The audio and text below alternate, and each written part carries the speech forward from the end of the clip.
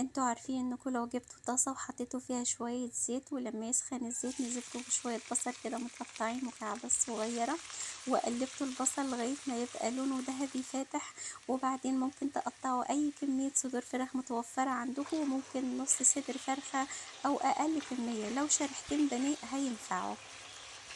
طبعا لما بننزل بصدور الفراخ مش بنقلبها في الاول علشان تاخد صدمة على الناحية التانية دي وما تنزلش المية بتاعتها، وبعدين بنبتدي نديها تقليبة كده، وبرده في الاول ما بنقلبش كتير. وبعدين في الوقت ده ممكن نضيف اي بهارات انتوا بتحبوها. انا هضيف ملعقة واحدة بس من خلطة البهارات بتاعتي، تقدروا تضيفوا شوية ملح فلفل او شوية كزبرة، اي بهار انتوا بتحبوها ينفع. كده كده الوصفة بتاعتنا هتبقى جميلة جدا. انا ضفت ملعقة صغيرة من البهارات بتاعتي. بنقلب الفراخ مع البهارات، وفي الوقت ده هتشموا ريحة جميلة جدا جدا. ويفضل انكم تستخدموا طاسة تكون ما بتلزقش. ممكن تقطع شوية من الفلفل الأخضر أو فلفل ألوان وهتقلبه مع الفراخ، بيديها برضو تيست جميل جدا وريحة برضو حلوة. وبعدين هنقلب الفلفل ده شوية كده حلوين لغاية ما يبتدي يدبل. نجيب الصلصة الحلوة الجميلة اللي احنا عاملينها مع بعض برضو في البيت، وهنضيف الكمية اللي احنا حابينها. شايفين تركيز الصلصة جميل ازاي ولونها رائع. انا ضفت الاول كده 3 ملاعق تقريبا او 4، لكن بعدين انا حسيت ان الصلصة كانت قليلة فزودت تاني. فانتوا على حسب ما انتوا حابين لون الصوص يكون يعني تقيل او خفيف. بنقلب الصلصة، او ممكن لو ما فيش صلصة تضربوا مثلا 4 أو 5 حبات من الطماطم، يعني حسب ما انتوا حابين. وبعدين تصفوهم من القشر والبذر، وبعدين نسبكهم مع باقي المكونات دي بدل الصلصة يعني. دلوقتي انا ضفت نص ملعقة صغيرة من الملح. مش هنضيف مية دلوقتي لغاية ما الصلصة دي تتسبك علشان ما تبقاش حادقة. زي ما قلتلكوا انا احتجت ازود صلصة فزودت. مش بنزود مية خالص على الصلصة او الطماطم في اي وصفة عموما غير لما تتسبك علشان طعمها ما يبقاش حادق كده. في الوقت ده خلاص الصلصة بتاعتي كانت اتسبكت. هجيب كوباية مية او كوباية الا ربع مية وهضيفها على الفراخ والصلصة، علشان انا عايزة الفراخ دي تتشرب وتستوي من الصلصة. هغطي عليها وهسيبها على نار هادية طبعا، ومن وقت للتاني ممكن نديها تقليبة.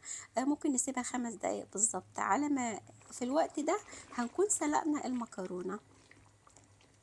ده بعد ما عدى عليها حوالي 7 أو 8 دقايق كده بالظبط. أنا كنت سلقت مكرونة وغسلتها كويس جدا. لازم تشطفوها كويس علشان ما تعجنش.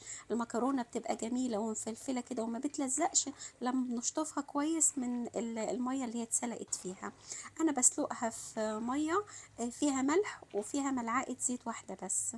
وبعدين زي ما قلتلكوا أنا بغسلها تحت المية كده كويس خالص وبشطفها وبصفيها، وبعدين بضيفها الخليط الجميل بتاعنا ده وبنقلبها علشان المكرونة تتشرب من الصلصة. احنا هنسيبها كده تاخد غلوة، يعني دقيقتين بالظبط مش اكتر من كده علشان المكرونة متعجنش معاكم.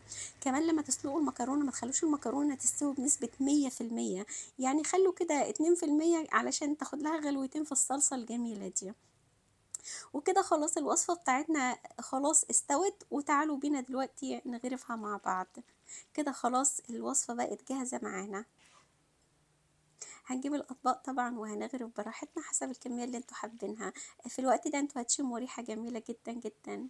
عايزه اقولكم الوصفه دي قد ايه هي بسيطه وسريعه خالص، من الوصفات اللي فعلا يعني انا كنت مستمتعه وانا بعملها، ما اخدتش معايا دقايق فعلا يعني. بصوا بقى شكلها جميل ازاي وريحتها تفتح النفس. عايزه اقولكم طعمها جميل جدا جدا.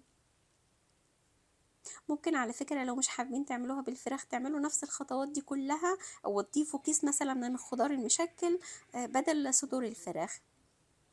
شايفين الاطباق شكلها جميل ازاي. الكمية دي برضو حلوة وفيها بركة. عملت لي الطبقين الكبار دول، وكان في طبقين تاني في الطاسة. طبعا ده على حسب برضو كمية المكرونة. انا كنت سلقة كيس مكرونة حوالي نص كيلو. شوفوا شكلها جميل ازاي ومش معجنة طبعا زي ما قلت لكم، علشان احنا شطفنا المكرونة كويس جدا يعني تحت الحنفية من النشا اللي كان فيها. الوصفة دي جميلة جدا جدا، بتمنى تجربوها وتنال رضاكم.